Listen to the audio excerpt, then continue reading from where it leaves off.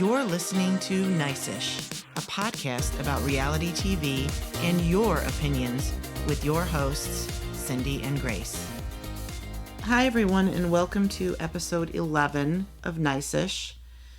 We have a lot to cover. We're going to talk about OC.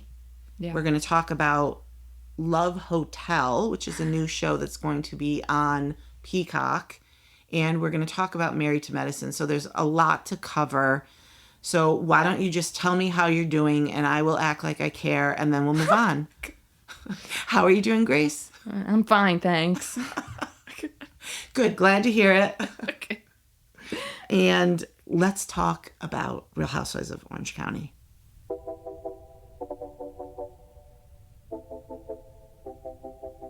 Why don't we get into talking about this latest episode of Real Housewives of Orange County? I have a bone to pick with this episode too because listen, I love the Whoa! I love the Olympics, but that stupid clock in the corner there, I was so annoyed by. Was anybody else annoyed by that too, or was it just me? I found it heavily distracting. It was not only annoying; it wasn't even see-through, so it's not like you could see through it to see the scene behind it. It was like a solid block. Right. So, yeah, I found it distracting, too. Uh-huh. I'm like, listen, I love the Olympics, and I'm ready for it, but I don't need it on my Housewives show. Thank you. Yeah. I mean, or make it smaller a little bit. It was gigantic. It was like almost like a fourth of the picture. Well, that's a slight exaggeration, but yes. It was annoying. Very much so. Jeez. Okay, back to the actual episode, which we haven't even started talking about yet. Mm-hmm. Okay, are you good? Did you get it all out? I'm good, yeah. Okay. Continue. Well, this episode focused heavily on Gina and Jen again. So we had talked a lot about it the last episode, but they kind of pick up where they left off with all the women gathered at the beach to have like this flag football game and stuff. But afterwards, they really tried to get Gina and Jen to talk again because they were kind of talking separately to their own parties. Yeah. And not talking to each other. So they're kind of making everybody choose a side. And so I think they wanted to kind of squash this beef. So Gina and Jen start talking, and I kind of felt like Gina went really low with calling Jen a squatter. Like, my mouth kind of dropped open. Oh, mine definitely did too. And so I had tweeted out, I think Gina's taking really low blows, but only Jen knows what's in her bank account. So I got a comment from @JudyM523 who said, Gina crossed a line. Plus, she never should have told everybody about Jen's money issues. That's just bad business. I'm sure there's some people that aren't going to hire or work with Gina now because they will be afraid she'll talk about their finances. Thoughts? Well, I do think that Gina probably shouldn't have talked about it with anybody else, but I don't know if she did. Do you think she talked to Emily? I, without a doubt, think she talked to Emily. But I don't know how it got out to everyone else. Mm-hmm. Gina yelling it in the cafe is how it got out to everybody else. Yeah, right? Oh my God. She can't pay! She got evicted! That's gonna be that's gonna be how it got out. Yeah, and there were tables all around them that you could tell were listening. Yeah, trying to play it off that you're not So if listening. that was you and I'd be like, oh, Grace, let me take a picture of you when I'm holding up the camera and secretly recording Gina and Jen. It's like the don't look behind you, but I'm going to tell you what's going on. Like, so don't look, but you like act like you're talking. This is a play-by-play of what's going on. Yeah, that would be us. Mm-hmm. So that's actually very true. She was so loud about it that it could have easily gotten out that way. Mm-hmm. I think that because they're friends, though, I don't think that Gina would mean it to be bad business, I guess. I think she felt very slighted by by Jen. So I think she was really pissed about it. Clearly, we know she was. Right. I don't know. I feel like this whole situation is really weird because Gina took some things to help Jen like in the fact that she didn't need a credit check, which is dumb on Gina's part to not do. You absolutely need to do that. But I feel like she thought she was trying to help her, and then it just kind of turned into this giant mess. Yeah, it backfired. I think blame can be placed on both parties. Gina comes off like a complete shrew, I think. Yet, again, she doesn't know what's in Jen's bank account. If you don't have, you would know. I would know what I can afford. Yeah. I know right now what I can afford. Mm-hmm. And so me signing a lease to rent a house and thinking, oh shit, I can't buy this month or I'm not going to be able to cover it. I mean, you know that right away. Yeah. So it's not like her yoga place is new. Mm-hmm. She's had that at least a year, right? If not long. I mean, she's been doing that a long time, I think. So you know what your expenses are. So you got to take some of the blame there. Yeah. I think Gina actually is right in almost everything. She's just horrible in the way she's coming across and delivering her anger. Well, here's what I'll ask you about that then. Because you had said, too, that she was taking really low blows, that Gina was about calling Jen a squatter. Mm-hmm. My question to you, though, would be, do you think that this comment about her being a squatter was particularly worse or bad considering all of the comments we have heard over these OC seasons, like, that have been pretty deep? Do you think that this ranks high in that? I think it's more shocking. Mm-hmm. Like when she called her a squatter. A squatter is like somebody who intentionally doesn't pay, won't leave. You can't get me out. Landlords have to go through these long eviction processes and all this kind of stuff. I don't think Jen had any intention of staying and not paying. So I think that, to answer your question, no, I don't think this was necessarily worse than other things we've heard. There have been some pretty horrible things about people's kids and stuff like that. Yeah, like, what do you think makes the comment a low blow? Like, is it kids? Is it money? Yeah. Is it, I mean, they all talk about each other's relationships, though, but... The money thing, I mean, a lot of this stuff, look, I'm seeing people really upset with Emily over Emily's comments and thinking she's getting really nasty. I actually laughed at every single confessional of Emily's. Right. I thought she was funny. I thought she was particularly a little nasty at the table, the beach table with them all talking. Mm-hmm. And Jen even said, why are you so judgy? Yeah, they're all being super judgy. Yeah. But oh my God, I feel like being judgy is my job. Well, that's all I do. I know. But, I mean, I feel like that's kind of why we watch these shows as well. Is, I mean, the judgy comments, that's half, if not all, of the show. Right. So, do you think as a Housewives fan base, we're kind of not really into these type of fights and harsh comments anymore? I mean, like, 10 years ago, that's all that this was nastier fights. But I think that people will choose a side and then will hate the other person so much that no matter what they say, they find it ugly. I think if Shannon had said this squatter comment, we would be hearing a different story. I think we would be hearing like, oh my God, can you believe that she just, destroyed her? This is hilarious. Like she completely, got in that, right. Got in that jab. So I don't know. Well, people like their favorites and no matter what, they will always side with them.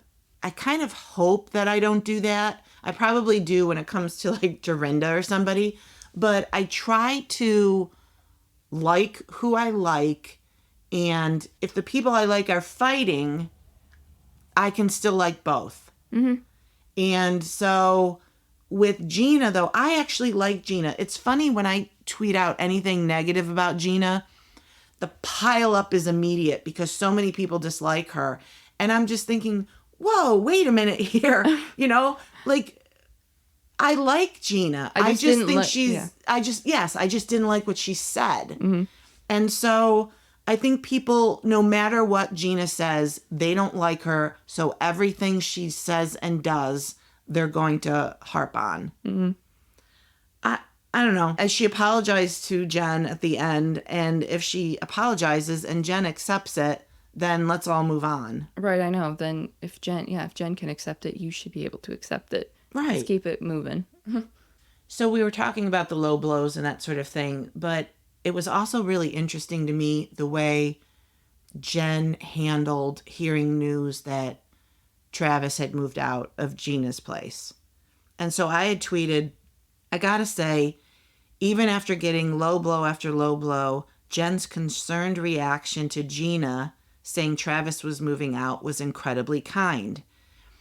Seeing her face and literally just kind of stopping everything she felt about Gina's attack, if we can use the word attack, and showing genuine concern for her, I thought, oh, that's so sweet. Yeah. That's incredibly kind. And so I had a couple comments about this. First was from Pop Culture Kelly, who said, she seems like she's kind to her core, sheltered but kind. Hopefully she grows into her own because I want only good things for her. Do you feel like she's a kind person? I think so. I think she's very empathetic to what people are going through.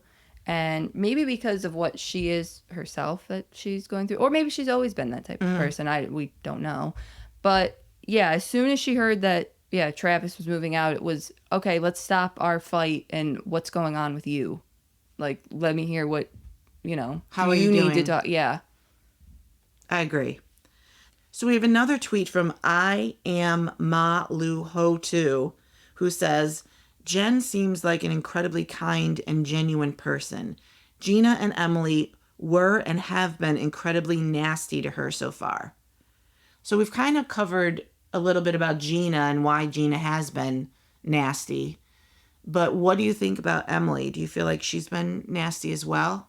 Maybe because she's friends with Gina? I think that's exactly why. I think she talks to Gina all the time. And if Gina's upset with Jen, then that's naturally just kind of going to seep into their relationship, especially if Emily doesn't talk to Jen that much. I don't know if they do only when they're filming. Mm-hmm. And we know that Gina had a problem with Jen last season with, the whole affair and the fact that, Jen cheated on her husband with Ryan. And so that really bothered her. So I don't know if Gina was completely over it, even though she Good point. Seems like she was, in the fact that she would help her find a house. But maybe that resentment or whatever is still kind of there. Yeah, she could have still been holding on to that. But Emily, I think it just has to do with her being friends with Gina. Yeah, I think a lot of it's that. Your enemy is my enemy type thing if we're besties. Mm-hmm. I think Emily actually has added a lot of humor to it. Although, I guess if you don't like Emily, you might not think it's funny. Or if you're a huge Jen fan, you might not think it's funny. I try to like and dislike everyone. Mm-hmm. I have moments where I think Emily is super funny. At the moment, in time, Emily's my favorite on the show right now. I just find her super funny. I think she's in a good headspace because of all her working out. She feels good about herself. And when you do, it kind of exudes to everyone else. Mm-hmm. So I'm really liking Emily, but I can see where they might come across as nasty jabs. Well, I think that it has to do, or the reason why Emily can consider these jokes and stuff like that is because of her relationship with Shane. Shane and her seem to have that kind of joking relationship, but it's a little bit snarky. Yes. Yeah. So I don't even think Emily would think twice about those type of comments because I think that's how they are as a couple. So I think that just translates into your friends. And she's been kind of giving it to everyone. I mean, she made jokes about Archie driving Shannon's car and stuff. So she's kind of an equal opportunity offender. Mm-hmm. So, but I can see where it could come off that way. I just am enjoying it. So, what does that say about me? That you're snarky. Okay. That's all then. Great, That's I'll take it. Nothing much. Nothing too deep. And then the last tweet we have about it is from @SwanMom312, who says, Jen's a doll, but naive. I worry for her as I don't want Ryan to drag her down with him. She and her children deserve much, much better. How do you feel about Jen and Ryan? I think she got stuck again. Like, she felt stuck in her marriage, so she decided to leave. And now it's like literally the same thing again. Is you're stuck because I didn't know that she's never had a credit card in her name. Oh, I know, right? Like, things like that, where it's like you really are relying on somebody else to pay for all of your stuff. And support you. And I think she had said, too, that in the episode that she thought her ex-husband Will was going to pay for their rent. That's why they got evicted. Right.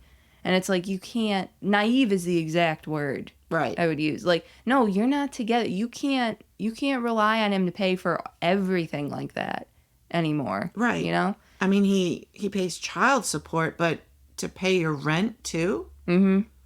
I don't know. Yeah, it was a lot. I mean, I remember getting my first credit card when I was going off to college. Like, my parents co-signed on this stupid $250 credit card that I could use for emergencies. Like, how are you in your 40s and you've never had a credit card? Right. So, yeah, I think she's stuck with Ryan now, too. She has really nowhere to go, no choice. I mean, I suppose that, she's got her parents in Oklahoma, but that's not really, she'd have to leave her business and all that stuff. I suppose the good thing about not having a credit card is you don't owe it. You don't use it. Yeah, you don't use it. You don't owe it. I can't imagine what she'd put on it. My gosh. Well, the $24,000 that she owes is what would on her put car. On. And Ryan absorbed that. I know. So for as much as I bag on this guy, he's kind of like absorbing all her debt, and he seems in it though, doesn't he? Yeah. Well, absorbing the debt, I don't know. I mean, but he's not paying for it. Well, he's got his own debt problems that I think that we, with the whole Otani thing. So I don't know if he's been absolved of that because he snitched. So I don't know. He's an enigma. I don't know what his deal is. I can't figure out why. Why are you doing this? Why anything? Why him? Why he has money? Where's his money? How can he be living this life of leisure and not having a job, but having that large home? Right. And being like, I'll just get another car and I'll just take your thing. Like, huh. Yeah. Why? Do you have a secret Etsy account where you're selling jean jackets? Like, so I don't know. I don't know what his deal is, but. I don't know either. But you know what? I will say, though, her reaction to hearing about Travis and Gina was genuine. Very nice. Yeah, it was very genuine. Also, the fact that in the corner there was 20 hours and 23 minutes till the Paris Olympics. That we'll always remember. Because that's what your picture shows. You're not going to get over that, huh? No, it was annoying. All right. We talked a little bit last week about Gina and Travis separating their living spaces and not really getting why. And Travis finally moves out at the end of this episode. He packs up his car, he's getting ready to leave. Gina's kind of, did we make the right decision? Did I, and he's kind of like, you made this decision, so just sit in it for a minute because, I just packed my last bag. Are you telling me that you want me to unpack all this? This is not happening. So I had tweeted out, I don't get it. Travis was there for Gina through her divorce, domestic violence, and DUI, and now he needs support and she needs space. And we got a tweet from @Megan_Sletcha, who says, I don't get the financial aspect. She says they can't afford a house for everyone, but then how can they afford 2 separate homes? And then she also said she's doing well financially and has extra for vacations. So does she just not want to pull extra weight now that she's more stable? Oh, that's interesting. Yeah, that she does have extra for vacations. Yeah. I didn't connect the two, but that, yeah. Yeah, She so did I say don't know if that. she just wants to take her own kids. I think that's kind of what it And sounds not like. which the thing, I don't know that you can do that. I got to No. be honest. These kids are very young. So if you're living together as a family, taking selective kids on vacation isn't cool. Well, yeah, especially on vacation. I don't think there's wrong with like, oh, we're doing a day where it's just us and we're going shopping, or we're doing this, and then you have a day with each kid where you do stuff like that. Right. That seems totally normal and like that you would get to, spend time with each one. But to be like, we're going to the beach and 3 of you aren't going and the other 3 are, just seems a little like, That's why the whole thing's kind of weird. I think most of us are kind of wondering if the separation of living space is really about space, finances, or his ex-wife. Like, what is this about? I don't know. Because she does keep saying that it's about space. I don't know if any of her kids have ever come to her. Yes, that's key, I think. Because if that's the case, then it doesn't really matter. If my kid came to me and said, I want more, that type of deal, then it doesn't matter. Right. Because that's what you're gonna do that then. I Your kids agree. matter. That's more key. Than anything. If her kids came to her and said, look, this is too crowded, or we don't want this, or whatever, then you absolutely have to re-examine what you're doing. But if they're happy with where things are, or are going to miss who they're, I mean, don't they almost feel like these are their like brothers and sisters now? I would think so. If they've been together for like 4 years, you probably have Right. at least a bit of a bond, I would think. And if you don't, then maybe you need to part ways then, because if you don't feel that close now after 4 years, then maybe it's Yes. a bigger issue than we don't know about. I think there's a lot we don't know about too, because at Pippa's Mumsy, who seems to be my personal detective, because they come up with everything, all the info, and they're always sharing it with me. They had said, it's more about his ex. She doesn't want him living with Gina due to her DUI. He had a restraining order against her for harassment, unwanted contact, attempted extortion, and threats of harm. She was arrested for violating it, and he can't talk about it. And they had included an article from In Touch Weekly, which was actually very interesting, because from July 16th of this year, which is literally a week ago, they said that Gina's boyfriend, Travis, and his ex-wife reached an agreement in their bitter court war, and they gave us all the info of what happened. It's a little long, but I think it's kind of valuable in... Read it all. Let's hear it. Okay. Get it all out. We need to know every piece of information. And it's, it's kind of important, and because both sides are going to put out the best for them and the worst for the other. So it's kind of hard to decipher what's true and what's not true. Well, this is at court. Yeah. This is what came out.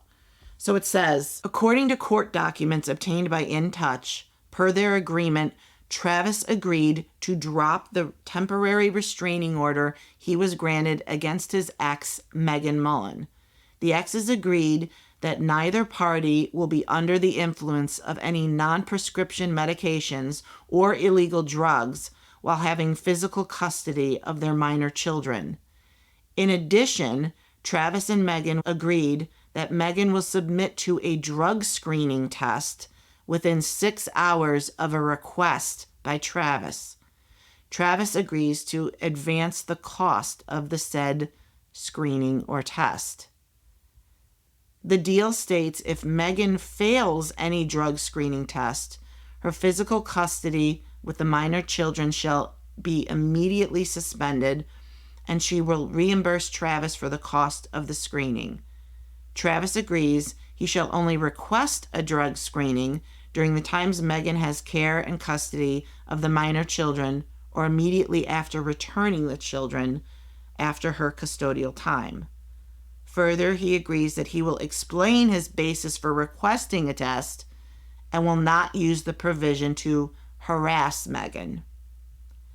So that first part deals with drug screening, which we haven't heard anything about that. I know, I hadn't heard anything about that. Yeah, did we even know that was in the picture? Like that type of... No, like he can request that, not to harass her, but if he feels like she's on something. Mm-hmm. Like, is this an ongoing issue? Because quite frankly, if I was worried that I was sending my child off to somebody who was under the influence at the time, there would be a big problem. Yeah, I think so. So he had a restraining order against her, which was through the court. That was passed. Yeah. And then he has the right to request drug testing. So something's going on there we're not privy to, probably shouldn't be privy to, but every time I see tweets bashing Travis and Gina, I'm thinking, look, we don't know all this. You're hearing one side and you're taking that one side, and we really, don't know the full story. Yeah.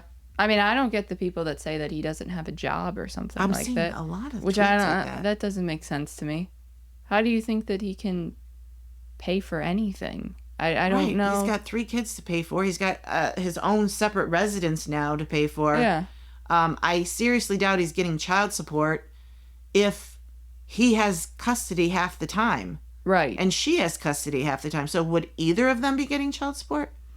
I don't think that you would get child support. I think it would just be like expenses that you probably share, like either like dental bills, doctor, but like then those type of things you would probably have to pay in half. But other than that, I don't think that you would get child Right. What support. would be the point? Right. There wouldn't be. So that's the first part of this judgment. The second part goes into not disparaging each other on social media, because I haven't really been able to find a whole lot on them, and this is probably why. Mm-hmm. It goes on to say, the two agreed that they will only speak about their children and all communications will be sent via court-approved app.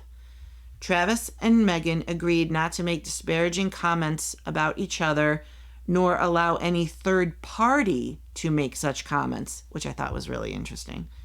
Both parties shall encourage the children to spend time with each other, the agreement read. Megan agreed not to mention or reference Travis on any social media platform, nor encourage any third party to engage in such conduct. All contact between the parties shall be courteous, respectful, and non-threatening, and the parties shall conduct themselves in a mature and civil manner while in the presence of minor children. So, you can't talk shit, but you also can't fill in all your buddies and have them talk shit about me online. Right. They can't do any of that. So, actually, I think that's probably a good idea. Yeah. Because we don't have a ton to talk about them, which is probably good, because then we could really dive deep here. Mm-hmm. But we only know what the court said, and that's what they said. So, also, this court-approved app, what's that now? You can only talk through a certain, a messaging app that's court-appointed? It sounds like it, which is probably a good idea, because if you're talking via text, things could probably get pretty nasty. Yeah. And this way the court's able to kind of see who the problem is, mm-hmm. maybe, and who instigates, who engages, who this and that. So it's probably a good idea. Like, look, you're picking up the kids at 4, or we had a change of plans, so-and-so's not feeling well, blah, blah, all those type of things. Do it through the app. Documented completely. It's all documented. It's all there. Good idea. So at the very end, the judge signed off on the deal and dismissed Travis's temporary restraining order that was actually put in place back in August of 2023. Well, I'm also wondering about the restraining order thing, because I don't think that they're just, giving those out. You got to have a real reason as to why you need one. Right. And I guess he had a good enough reason. Well, my guess is based off the original tweet from Pippa, who said that she was contacting him and attempting extortion, threats of harm. Oh, yeah. Stuff like that. That'll do it. So, I don't know. It seems very ugly. The problem is they have 3 kids together, so it's not really going to go away. No. I mean, I guess I just hope, though, that for Gina and Travis, that if this break works for them and they can stay together, then that's great. I like them as a couple. Mm-hmm. I do feel like she's being a bit selfish here. It does come across that way. Yeah. And that, you know, he helped you through all this stuff and now you're just going. Bailing. Yeah. But I don't know. If it works for them, I guess, you know, then good. But I don't know. It appears to work. They're still together. Mm-hmm. He just seems so devastated, though. Like that he would have to leave. He does not seem like he wants to move. No, he seemed very sad. And she did too, but I don't know. I really don't quite understand it, and I don't think we will. No, I think that there's some ulterior motive thing that she's thinking of in her head and isn't sharing. Maybe it is that the kids came to her and she doesn't want to, you know, rat out her own kids, which is understandable. I don't know. It just seems weird that you would just be like, I think we need space now. Now? Why? Why now? You know, it's a tricky situation. I know. One that we probably won't solve unless Gina calls me and tells me. But then I can't tell any of you because, you know, I'm not allowed to talk about it on social media. Judge's court order. No third party. Mm-hmm. Not that Gina would call me. Yeah, I know. Gina doesn't know you. No, she doesn't know me and I don't know her. All right, anything to add with OC? I thought it was a good episode. I'm looking forward to next week. I don't know what Katie's thinking, though, about trying to come after Heather here. I think that is going to backfire big time. Yeah, even Sutton said, don't do it. Yeah. Stop. Stop what you're doing. In the sneak peek, we see her insinuating that Heather lied about the paparazzi at Disney. This is so stupid to me. Oh, my God. Like, it's so dumb. Why are we going back to this? And what's the relevance to paparazzi being there? And even if she did call, what's the relevance to you? Yeah. Like, how does that have anything to do with your relationship with her? I'm just thinking, Katie, no. Yeah. What are you doing? Like, this is just pointless. I mean, and so what that she tagged you in some weird Instagram photo? It was probably an accident. I actually think what Gina said, I think she said it on Watch What Happens Live, that she was like, I told her about her. She probably went to go look her up and somehow clicked on the photo and then it tagged her or whatever as the last person that, you know, was looked up. Yeah, why on earth would she tag her in a photo of just herself? Yeah. Yeah, it didn't make sense. It was clearly an accident. It's like when you like you're browsing an old ex's pictures my God, yeah. or you're some enemy of yours that you're looking at their stuff and then you accidentally like a picture. It's right. Like, I don't even know if Heather knows that she did it either. Like, yeah, I don't even know if she... Maybe that's what she's calling her out on. Saying you liked it and Heather's like, that's a lie, I didn't do it. Maybe that's what it is. I don't know. Could be that. No, I don't know. I just think that this is not the way to go. It's just a non-issue, a non-story. Right. Nobody really, fight over something juicy. I know. And then she said that she, kind of, blew her off at Sutton's party or whatever. I don't think that she thought anything of it. I don't know if she looked over her at Heather. Oh. I don't think that she even maybe knew you were there, knew who you were. I think had she known that this was Katie, this is the new girl that's going to be on, I think she would have put in way more of an effort. Heather just doesn't seem like that to me. I think or maybe Heather wanted her meeting with Gina on camera for the first time and waited for them to film OC. Oh, with Katie, yeah. Could have been that. So maybe she's like, you know what, I'm meeting her, or I sort of meeting her, but let's wait. Mm-hmm. Could have been that too. I just think that if you're holding on to that is the reason why you're not, as soon as Katie came into Heather's party in the season premiere, I would have been like, Heather comes over, she says to you, "Hi, it's so nice to meet you. Sutton said a lot of great things about you," and all that type of stuff, I would have been like, okay, you know what? Maybe at Sutton's Christmas party, I just, she was busy or she wasn't interested at the moment. She wasn't whatever. But I'm meeting her now and she's very nice and we're good. So I'm going to let it go. Yeah, so I'm going to let it go. But I just think it's such a really small thing to keep harping on. Because I think we've seen it in the past 2 episodes she mentions it. Yeah, I completely agree. Once she extended you this friendly hello, then just let it go. It meant nothing to Heather. I guarantee she doesn't remember. Exactly. That's kind of her air. Yes. Heather just kind of exudes this snootiness, whether, it's meant to exclude or not. I really don't think so. I just think that's kind of the way she is. Right. So, I don't know. Yeah, you don't want to go into the show having problems already. And for something that small, if you can't get over that, you're going to be fighting with everybody forever then. Because about everything. Because if you can't get over the fact that she didn't quite say hello to you or she kind of, Right. But then she did. Then you're not okay with that. Right. I know. I like Katie, but, don't make me choose.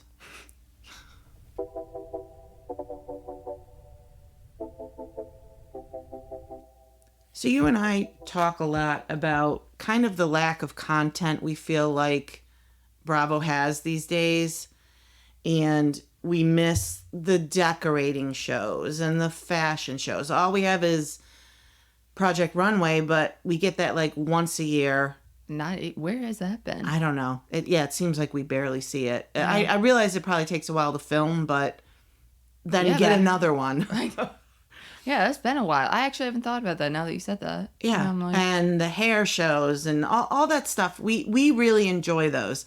And it seems like there's kind of a lack of content. So we were very excited when Peacock announced a new show tentatively called Love Hotel. And it's a dating show.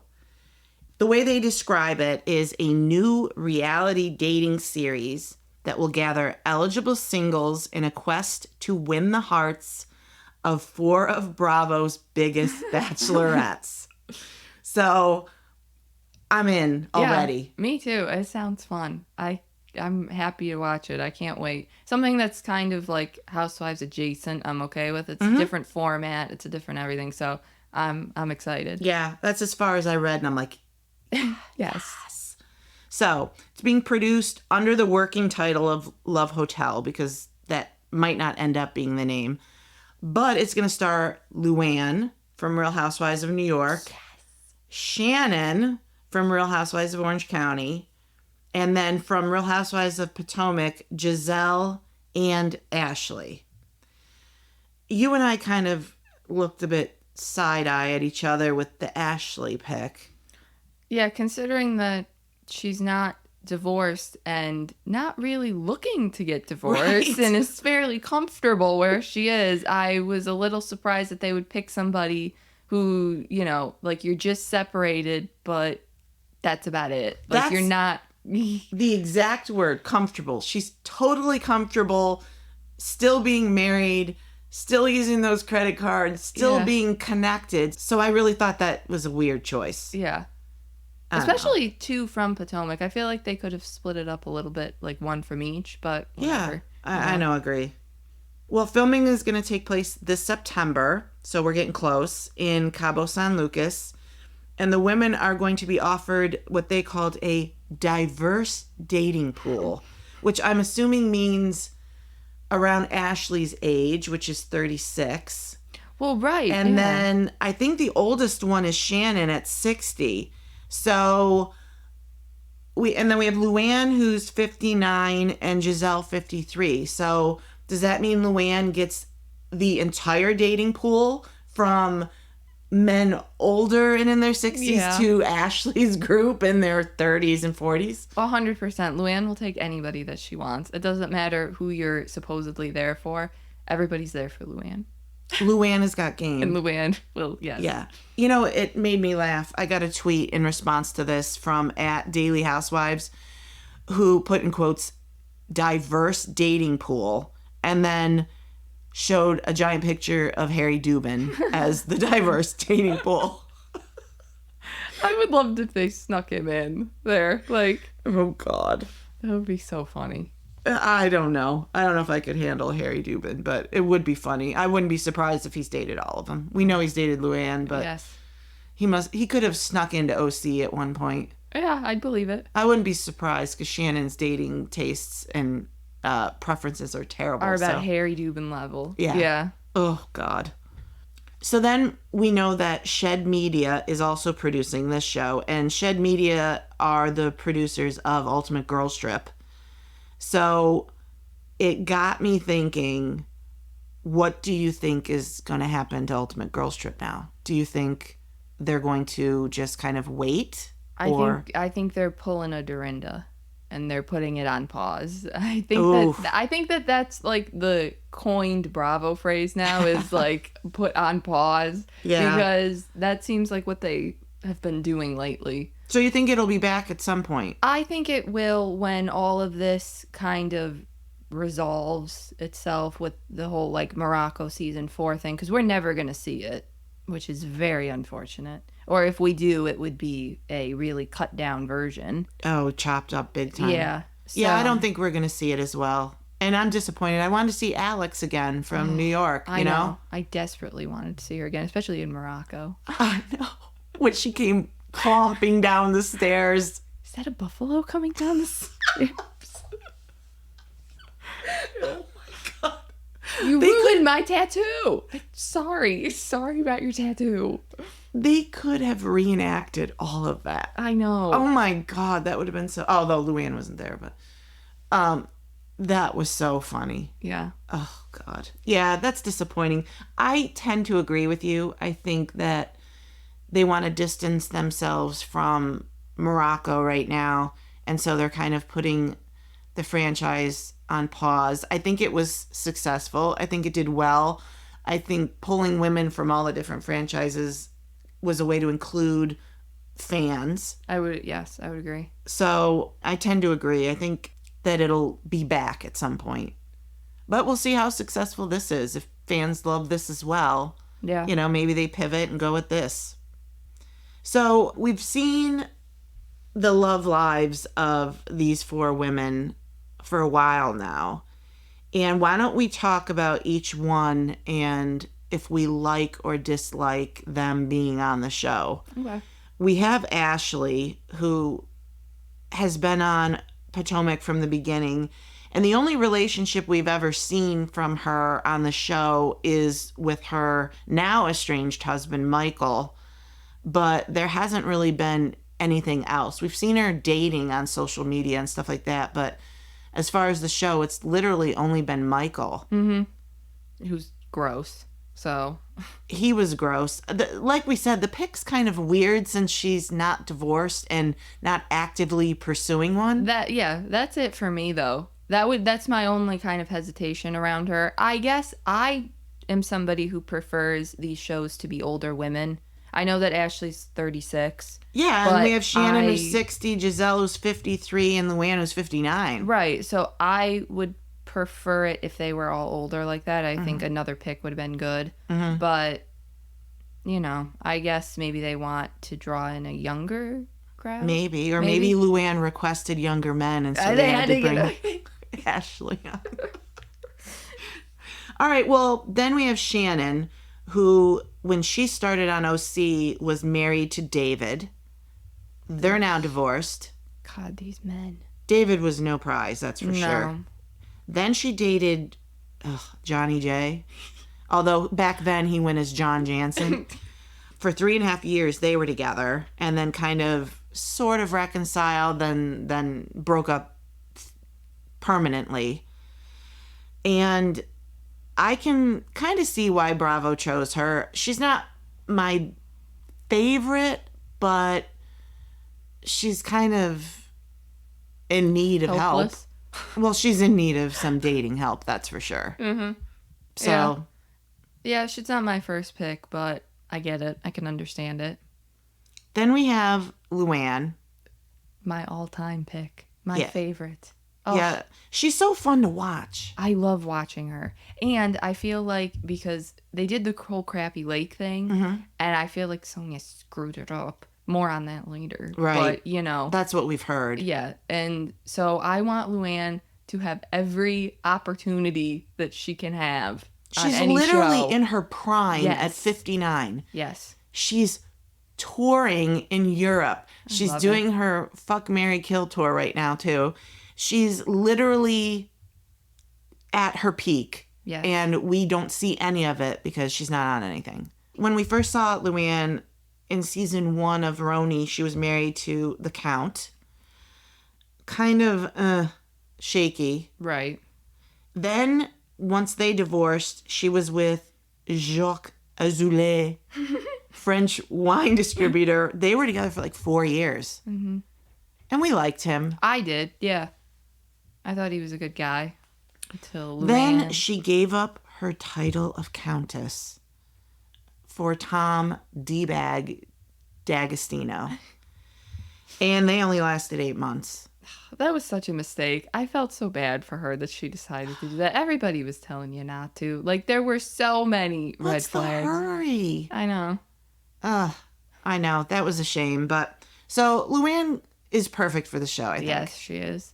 If she can't be the Golden Bachelorette, then let's get her on here. Yeah. In the Love She'll be Hotel. our Golden Bachelorette in our hearts. Yes. Then we have Giselle Bryant, who rounds up the cast. She's also kind of had a rocky love life on TV. She was previously married to Jamal Bryant, who is horrible. Ugh. I mean, I can't really stress that enough. The horror part? Yeah. And horrible? Oh, he put the horror and horrible. Yes, he's terrible. Then she tried dating him again on the show. I don't even know if that was... I don't know It what was was up with not. that. I No. question No that. if. It was not a real relationship. Right. Then she started dating Jason from Winter House. Again, I question a little bit of that as well. We kind of know it wasn't real because his girlfriend started posting pictures of them online together. So it was just kind of like, you know, I think the jig's up. Right. And I think you just want us to try to get people to watch Winter House, you know? Yeah, it was really stupid. Yeah. So Giselle seems to need help in this area as well. So those were the picks from Peacock. If you got to choose who you would want to see on this show, who would your picks be? I mean, I think that probably the other three are okay, but I would take out Ashley and I would put Sheree in. Same. Please. I picked Sheree as well. Please put Sheree. Sheree needs more help than anybody. I mean, Luann actually doesn't really need help. Like, right. She's actually got it on her own. She knows how to meet men. She knows how to do all of that. We just want to watch her. Yeah, I just want to watch her do that. Right. But Luann's good. Sheree needs, like, some serious, actual help. So Her 3 guys were awful when we went back and looked at the House Husbands. Yes. She had the most, like, when we were scoring based off a point value of who had the worst, she had the worst, like, by far. I'm like, come on, Sheree.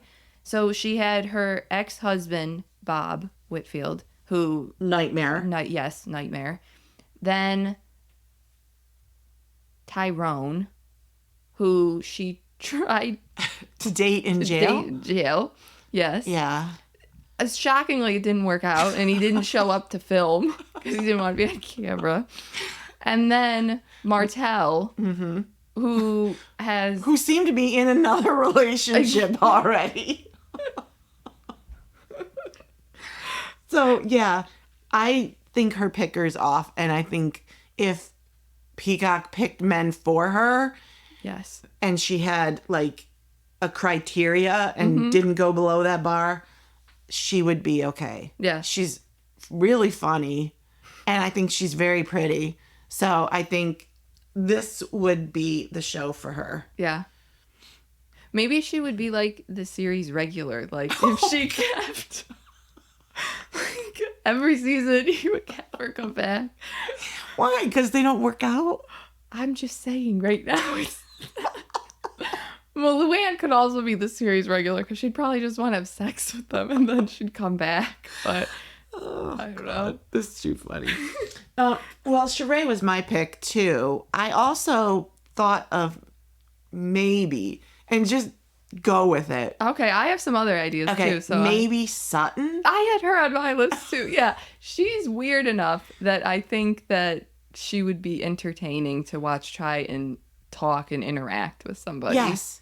Yes, because I think she's got a lot of nerves, which is something that a lot of women have when they're meeting new people. They get really nervous. It's exactly what you said. She's very entertaining, to me anyway. So I think watching her interact with all of these men could be very funny. Okay, who else did you pick? I actually picked Dorinda. Really? I did. I thought that she seems a little lonely to me. Why did I not think of Dorinda? I don't know. Wow. Yeah. I think that she I think she's very lonely. Yeah, I think that she could really use somebody, and I think that just the death of her husband just kind of really, she never quite got it back. She never got over it. No. And I think it would be nice to see her find somebody. Oh my gosh, I can't believe I didn't think of Dorinda. How did you not think of Dorinda? I'm always thinking of Dorinda.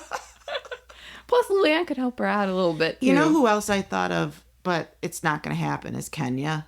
Oh, yeah. I mean, if things had gone differently on Atlanta, then she'd still be around. She would have been perfect for this because her choices were as bad as Sheree's with Mark, who has been a nightmare, her ex-husband, and then she had that Matt guy who ended up being abusive, and then before that was Walter.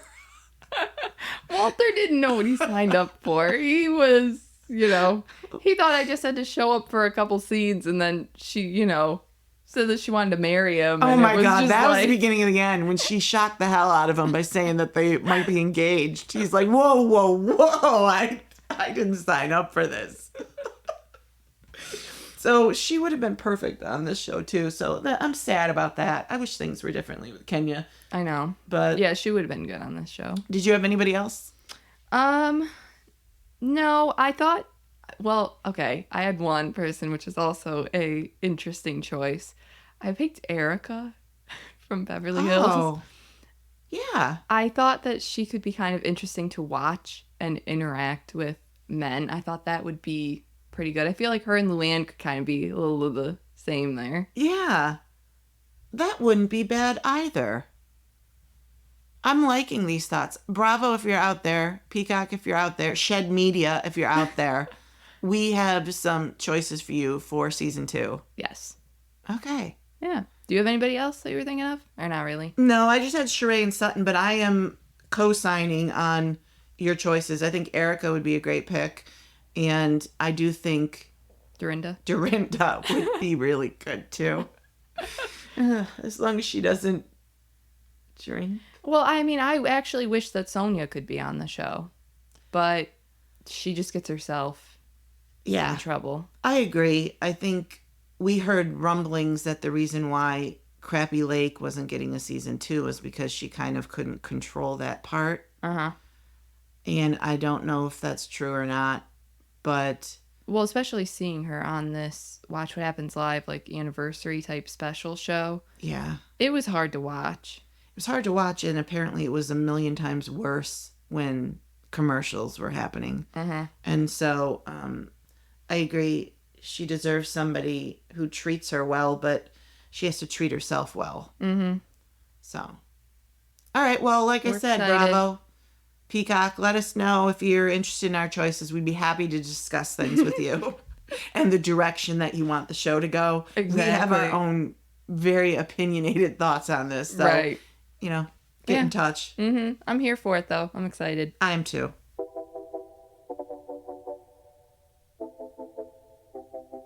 Time for our favorite part of the episode, our Married to Medicine rewatch. Mm-hmm. We are on episode 6 of season 1. Yes. And so we start episode 6 with Duncan and Carrie.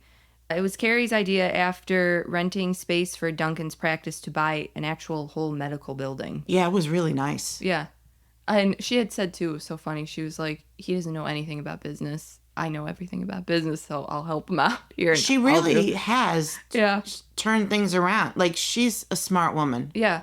Like, he's the doctor part, and you need to be smart, obviously, in the medical field. But she really got, like, the whole business. Like, yeah, she's the business manager. It's being renovated, and the second floor is still available. And Carrie is trying to get Simone to rent the space out. She's like, you can have as much space as you want, you know, whatever you need, whatever it takes for you to rent the space. Yeah, she had said that there were 5 doctors, like Duncan, in the building, and having the OBGYN would be great. So they actually called her, and she said she was going to come over and look at it. Yeah, that's a pretty good idea, too. He also mentioned Aiden, and, like, what's the deal with Aiden? Right, like, have you talked to him? We had talked previously, and now is he not interested? But they haven't talked in weeks since the whole fight happened at their house, so it's kind of a lost cause. Well, the weird thing about that is that Carrie and Duncan didn't do anything. Yeah, I know, right? What are you mad at her for? I still don't get it. Aiden and Mariah are so mad at Carrie and Duncan, and I have no idea why. Right. I really have no idea why either. Like, yeah, it was just at their house, but Carrie wasn't even there. She literally didn't even know what happened until somebody told her. It's really... I had said to you when we started watching this, I don't know. I really like Mariah now. I might change my mind starting to watch this. And no. Yeah. Now I remember why she drove me crazy. Same. And it's because she takes no responsibility for anything and blames everyone else. Right. And I don't mind somebody that doesn't take accountability because they just don't, like, want to. But I seriously think she believes that there is nothing wrong. Like, you know what I mean, kind of? Like, there are some women, like, on Housewives, they're like, I just don't want to say sorry to you because I don't like you type deal. Oh, okay. But I actually believe that she thinks that she's, like, correct. She's rewriting history, and it had just happened. Yeah. So we move on to Toya and Eugene, and they are throwing a Halloween party called the Spooky Ookie. And the invitations went out before the fight with Mariah. So Mariah and her kids are still invited to the party. And Eugene's like, I don't want Mariah there at all. Tell her that she cannot come. Yeah. Which is... That was awkward. Yeah. Because she was like, well, I sent him out 2 months ago. And he's like, well, you don't think she'll come, do you? And she's like, I don't really know. So he's like, well, then you need to clear it up now. Right. Yes. So, yeah, awkward, like you said, to try to watch that and have her write this email. So Toya actually still doesn't know what started the fight, which is insane to me. Right. Like how the first words out of Mariah's mouth are like, why did you talk about my kid? You know, how is that not your first thing that you say? They haven't talked, which is crazy. Yeah. That's why she doesn't know. Her and Mariah have not talked since that fight. And apparently Mariah hasn't told anyone what happened other than Jackie, I think. Mm-hmm. And Jackie hasn't told anyone. Jackie's not really a gossip. So no. So she still doesn't know why the fight happened. So Eugene tells Toya to email Mariah like, hey, bitch, don't come. I know. And Toya's like, okay, well, no, I'm not going to write that, but I will write something a little bit more cordial, which is the funniest email that I've ever heard, which is, your invitation to the Harris Spooky Ookie party is no longer valid. We appreciate your interest. That I love. That's my favorite line. Due to unforeseen circumstances, we have decided to go with other friends. Sincerely, the Harris family. Can you imagine? I can't imagine sending that. We appreciate your interest. Like she's begging to come and, you know, but... Well, like it's a college application that you had to sign up for something. Like, we appreciate your interest that, you know, or a job offer or anything. I understand wanting to clear up if she's coming or not. Yeah. The email's weird. It was weird. It was so funny, though. I mean, I know she's trying to be cordial, but it came off as bizarre. Yeah, it seemed like you were trying too hard to make it cordial, like that you just decided to write it in this type of like. How about, hey, letter. You hit me over the head with your purse. please don't come. Yeah, therefore, you are uninvited Yeah. to my party. Thanks. Things got physical. Don't want it happening again. Around my kids. Yeah, So, or yours. or yours, exactly. But no, thanks for your interest. We've decided to go a different direction.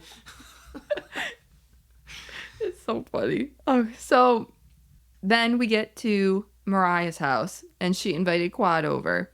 And Mariah lets Quad read the email from Toya and tells her that she replied to Toya's email telling her that she didn't want to move forward this way and that to whom much is given, much is required.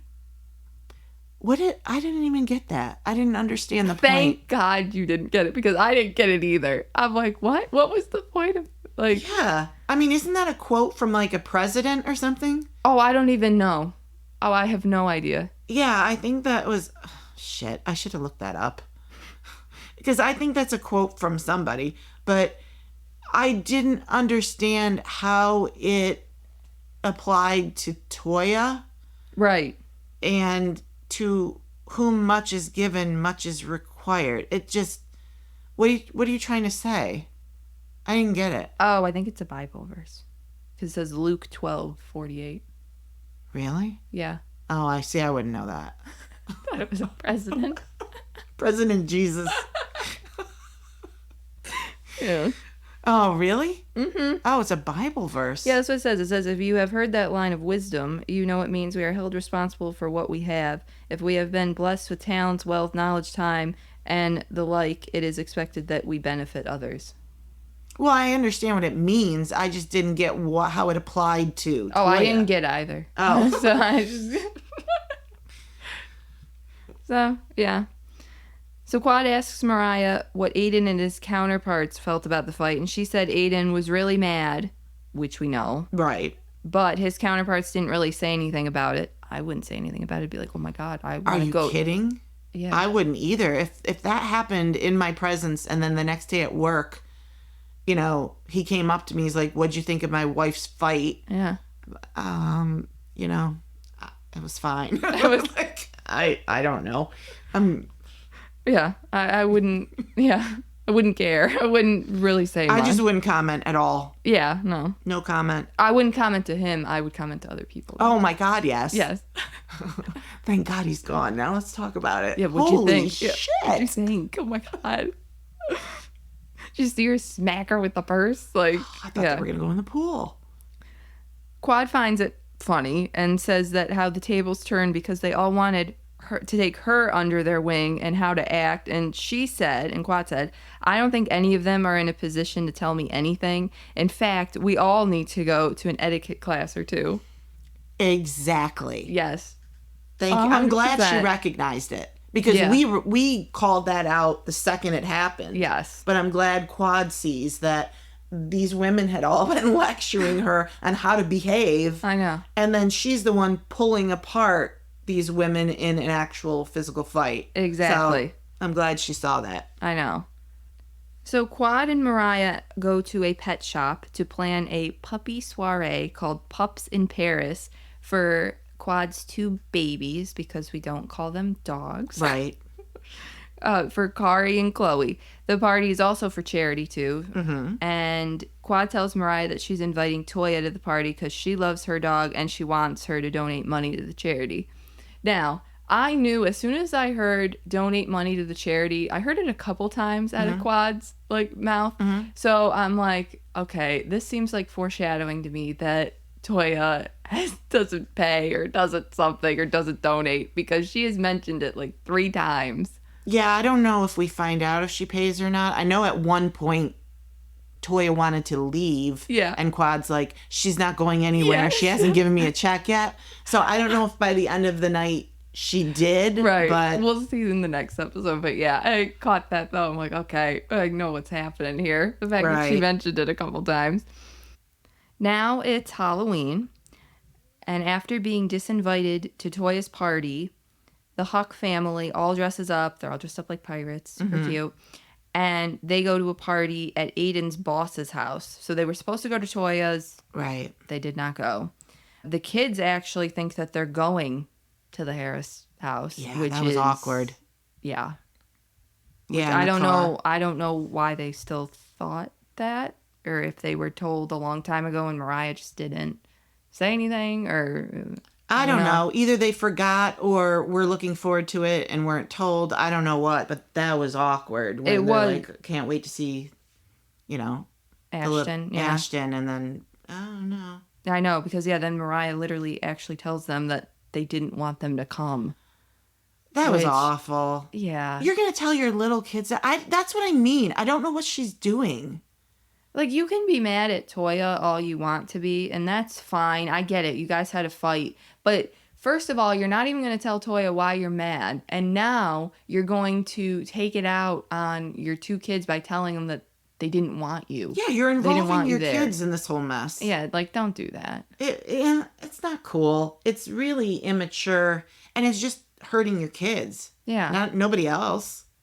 Mariah kind of keeps doing this thing where she takes credit for any growth Toya has had. Yeah, I've noticed that. Yeah, kind of with everybody, too. Like, even like with Quad or any growth that anybody's made, she's like, it was me. It was all me. Yeah. Which is weird. It is weird. So she had said, before me, there was no Toya. She used to be a little old housewife with flip-flops and True Religion jeans.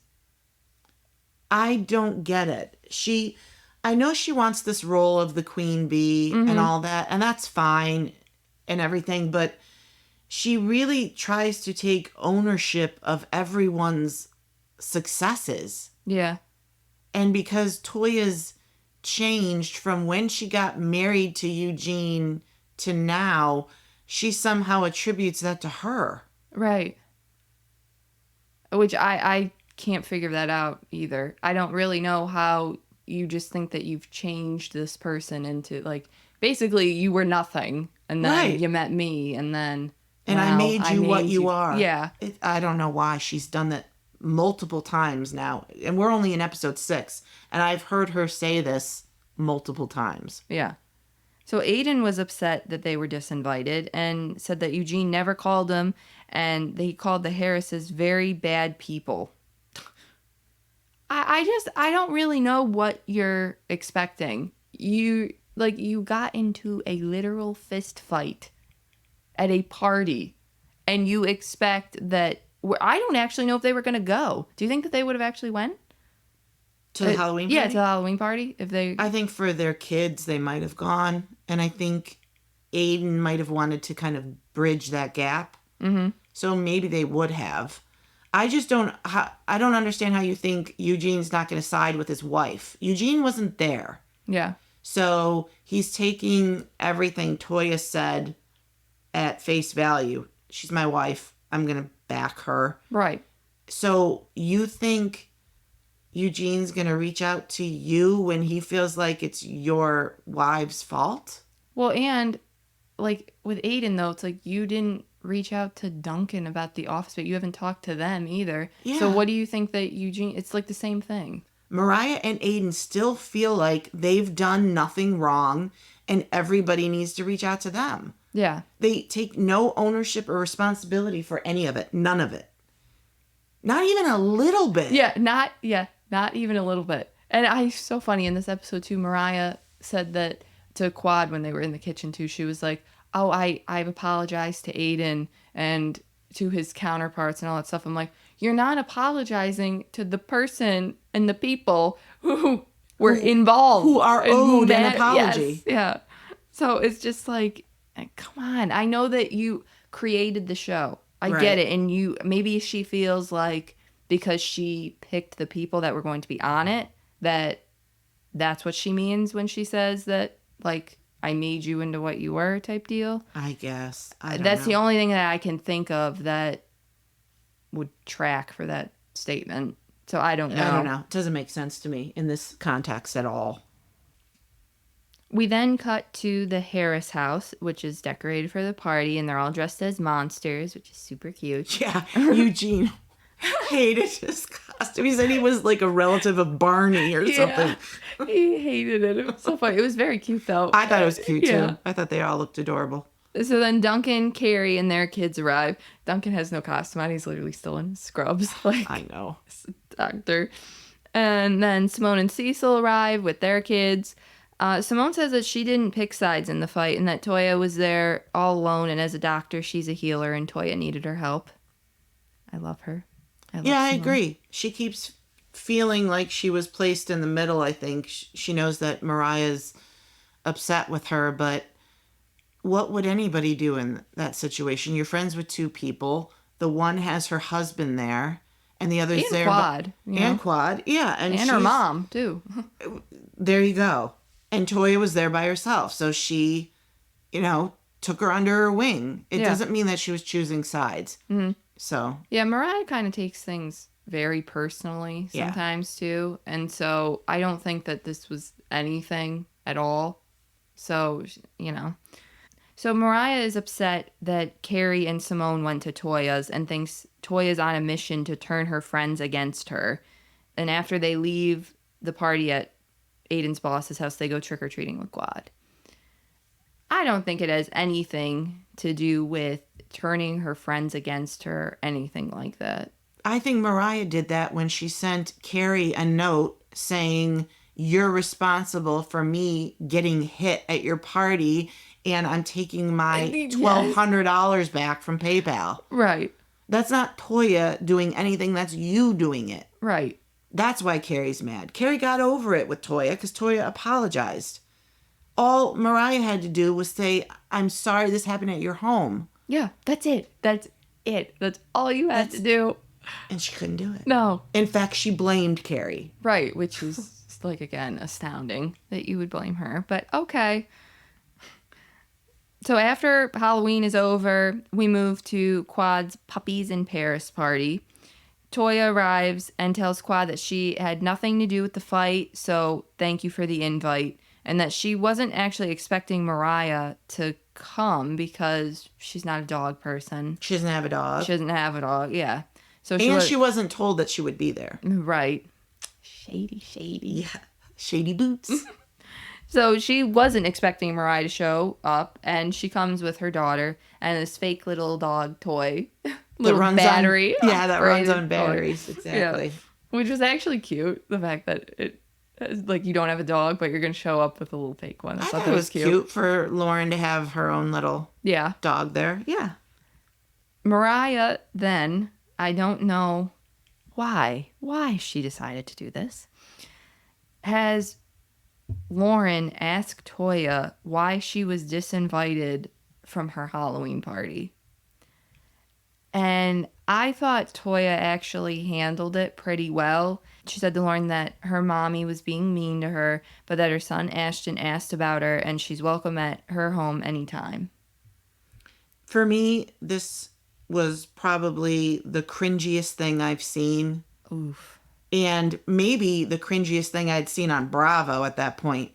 To involve what is Lauren, maybe 8? Yeah. Or 10? Yeah. I don't know. I don't even think she's 10, no. And to involve her in your spat with Toya and tell her to go over and ask why she wasn't invited or why she was disinvited, that was just appalling to me. Yeah.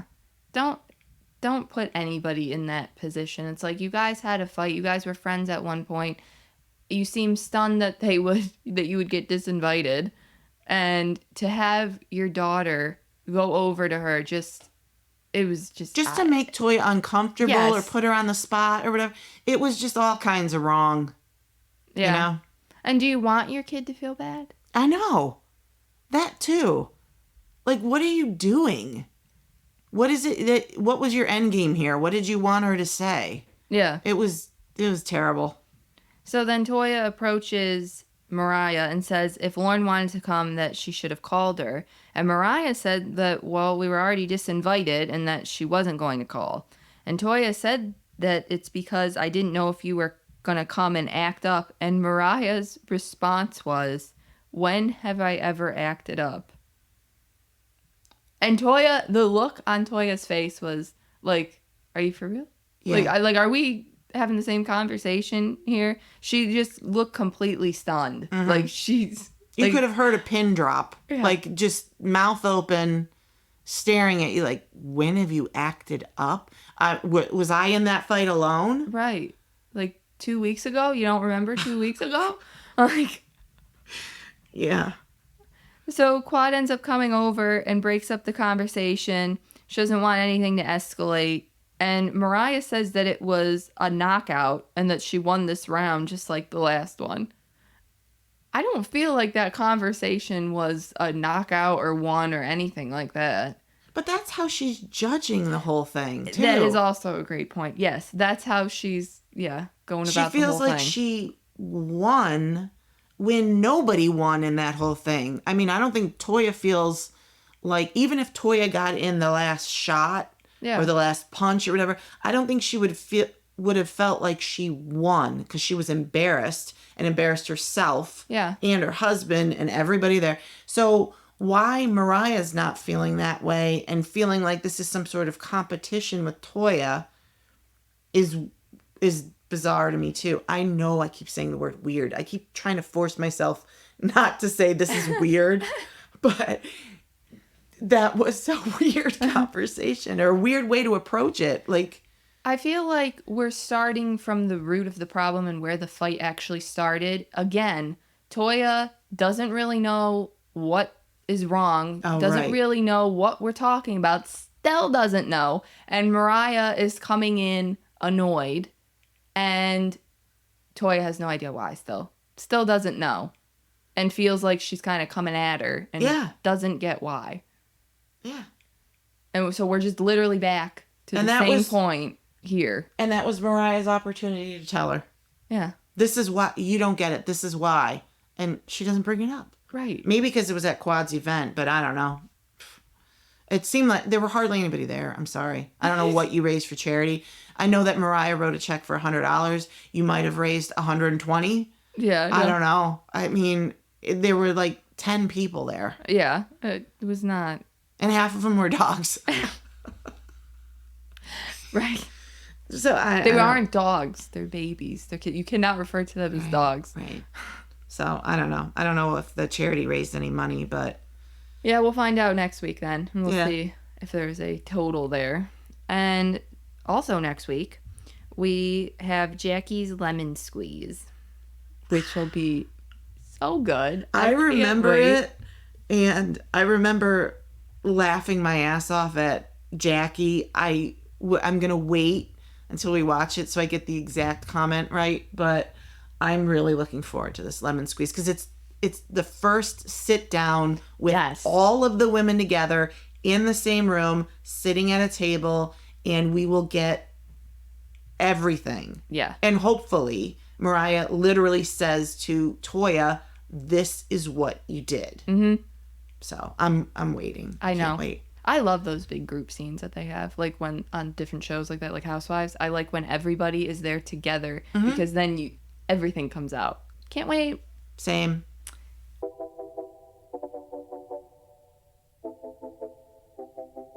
Thanks for listening to episode 11 of Nice-ish. You can follow us on Instagram or Twitter at Nice-ish Podcast or at LoveCindyC. You can listen to Nice-ish wherever you get your podcasts and on YouTube. Look for new episodes every Monday. Thank you for listening and have a nice-ish day.